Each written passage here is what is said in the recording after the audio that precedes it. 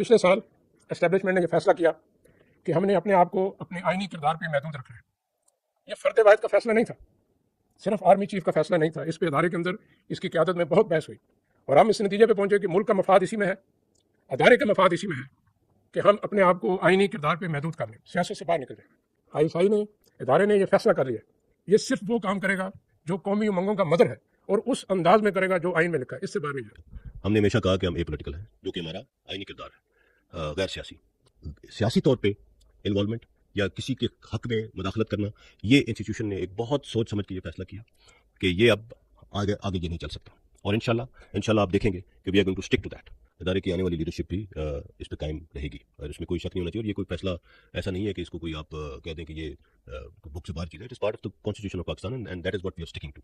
इदारे ने यह फैसला किया, बहसीयत इदारा, कि हम आइनी किरदार तक महदूद रहेंगे।